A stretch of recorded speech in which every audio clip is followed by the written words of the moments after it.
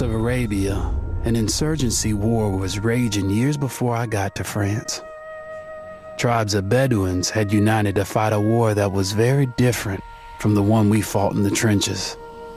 Using small, mobile units, they challenged the might of an empire, and they were rallied around the ideas of a single, influential warrior. Ideas of freedom and change.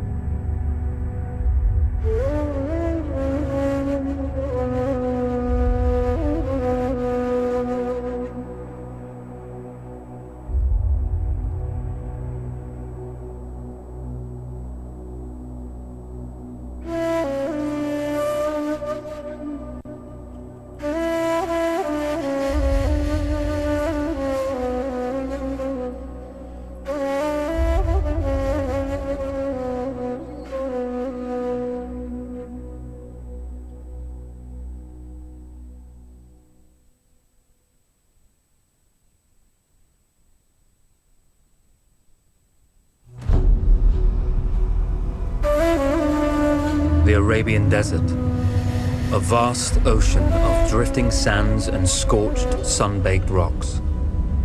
Beneath these endless dunes, oil, the lifeblood of our new mechanical century.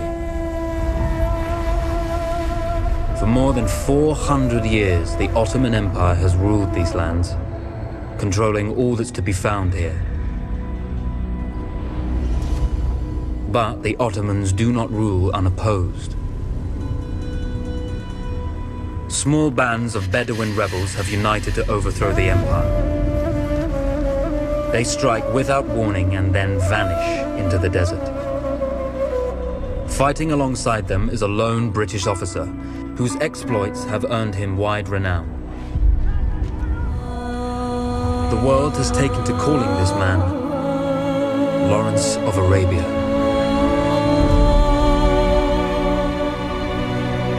In the desert, you rely on good planning, but you also hope for a dash of luck. And luck was with us when we learned of a recently derailed Ottoman train carrying a most interesting piece of cargo. A small patrol had joined the Ottomans who survived the crash. Together, they guarded the wreckage and waited for reinforcements. When your enemy has better weapons and better equipment than you, steal from your enemy.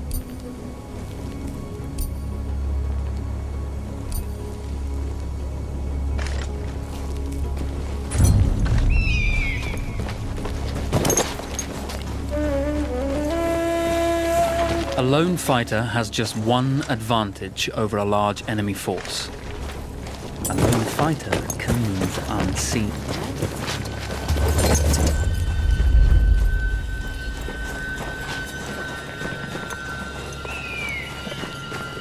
Allah'ıma kitabım, burada bir şeyler var.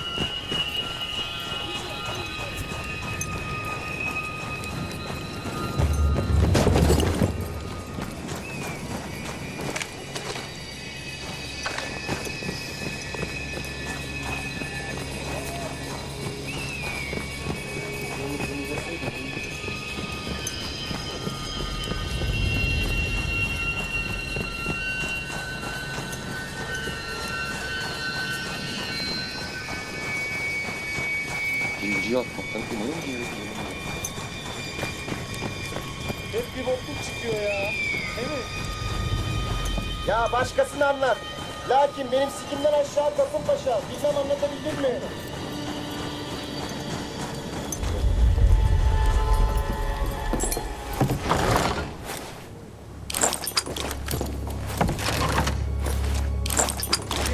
Fazla eğitim. Ondan olur. Tedbirli olmak lazım gelir. Yoksa sonumuz Romalılara benzer. Havadan tutan muhabbet edilmişler.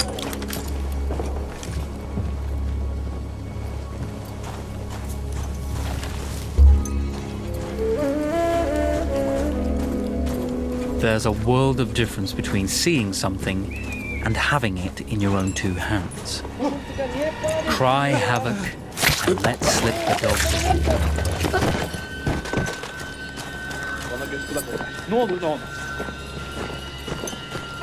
Tamam.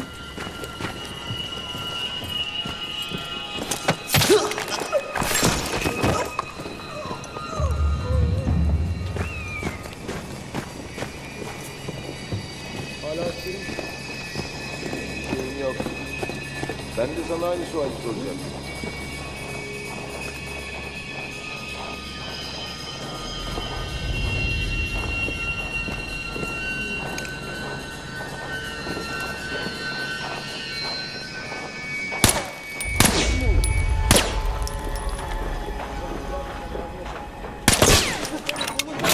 Kim var orada?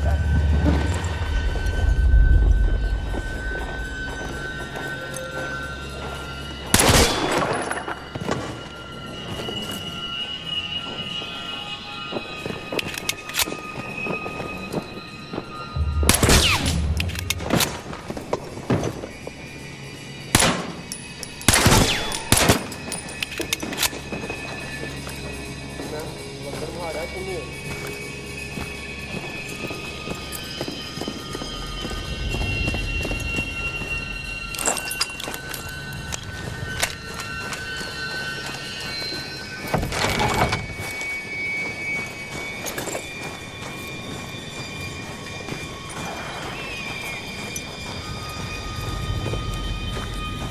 Burada bir şey var sandım biraz.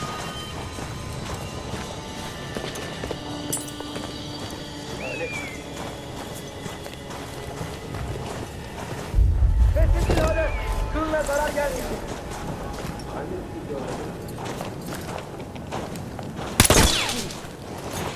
Ya.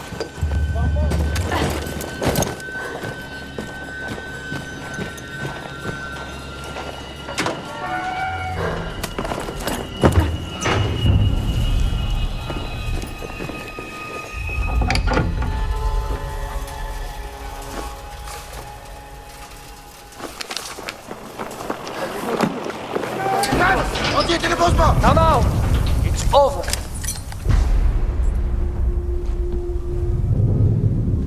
Well, you did not think we would be fast enough to catch you here, did you? Lawrence of Arabia.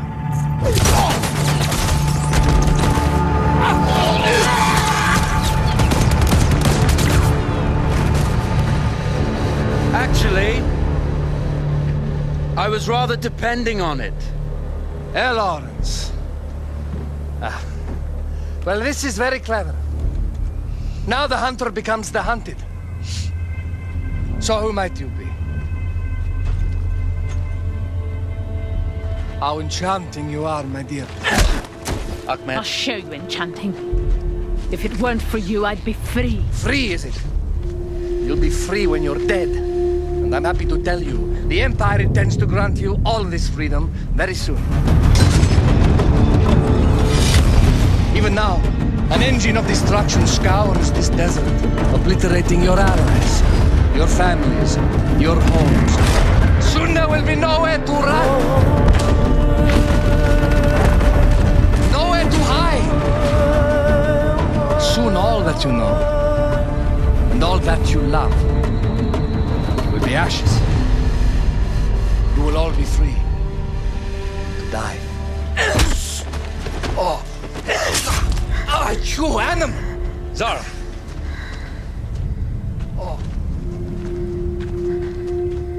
Now I understand that you would like nothing more than to strip the flesh from that man's feet and send him off into the desert naked to die. But think about it. You're right. I'm sorry. My friend here, she can be a little brusque.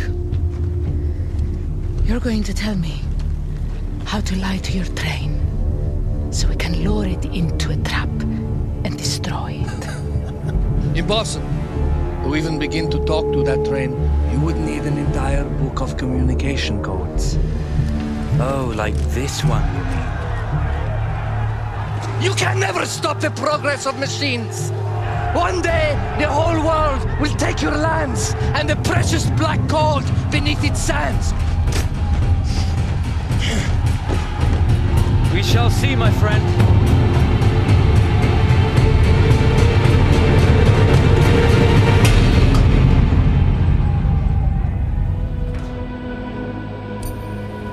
course, obtaining the codebook was not enough.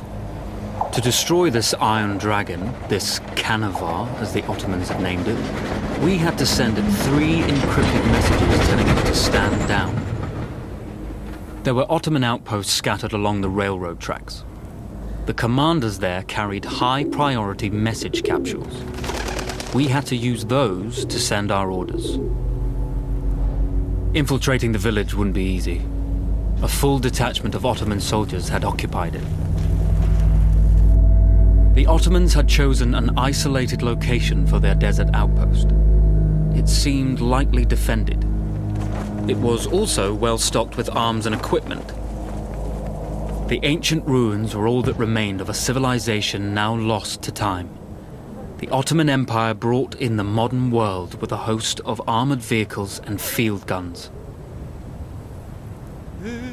3 commanders to eliminate, 3 personal message capsules to be stolen, and then sent with our false orders.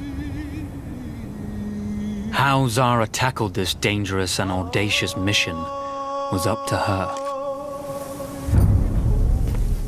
The Bedouin treasured their horses, and in return, those animals granted their riders unparalleled speed and mobility.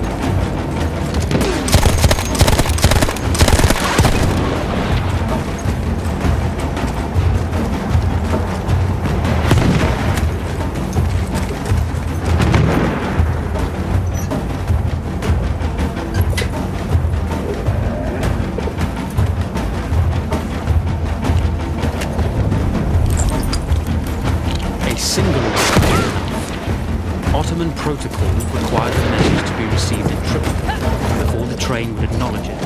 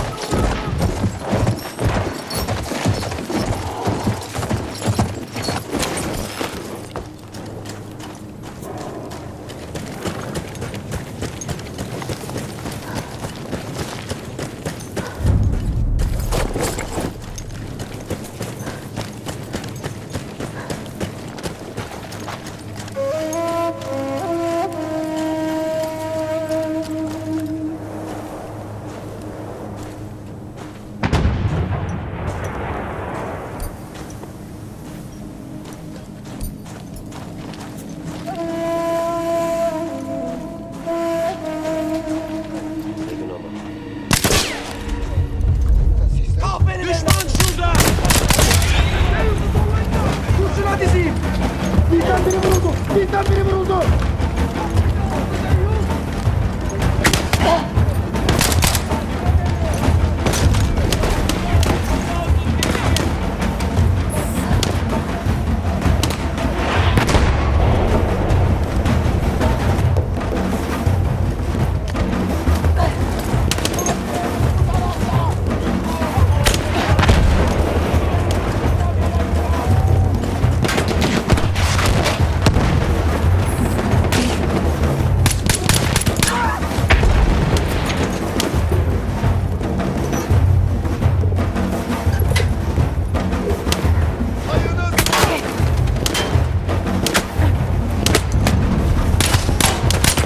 We were putting a great deal of trust in Zara's capabilities.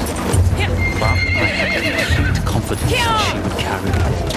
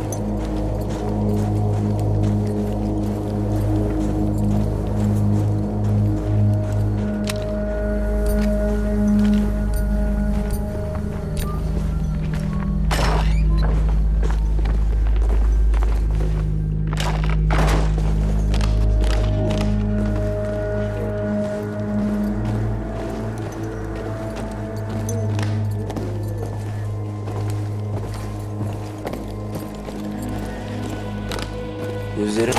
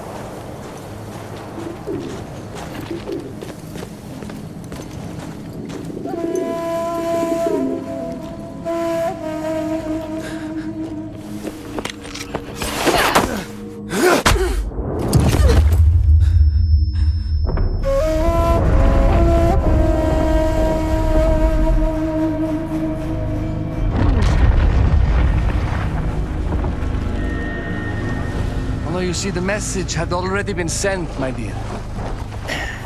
Not the message you would have wanted. Lawrence was such a good host. It almost seemed rude to escape. I made sure to note the location of Lawrence's camp, of course. Which means... the train knows too. Twice, you told that train everything was clear. But... I told it exactly where to attack.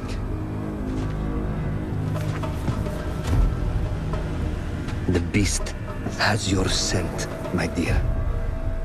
And it's coming to slaughter you and your little band of rebels. First, the firestorm from the cannon. Then, up close with the troops to slaughter any survivors.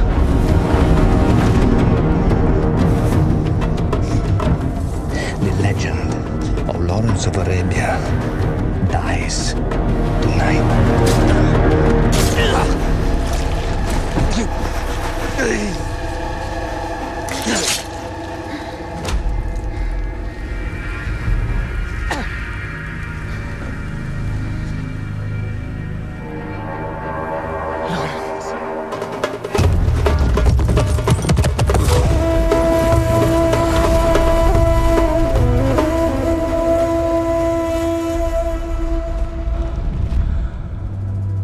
Slipped away just in time. Till Kitchi was a fool to think we'd ever stay after he escaped. The carnival won't stop hunting us. No, it won't. Let me think. The train's coming a long way. So it'll have to stop to take on water. That's where we strike. Agreed. I'll deal with any sentries, then rig explosives on the track. Yes, and I'll rally our fighters. When I blow the lines, the train will be trapped. So when you hear the blast, you need to attack them with everything you have. It's good. But you know that there's a chance the men may not come. You may set off those explosives and find you're out there all alone. You know that. I guess I won't know either way until I set it off.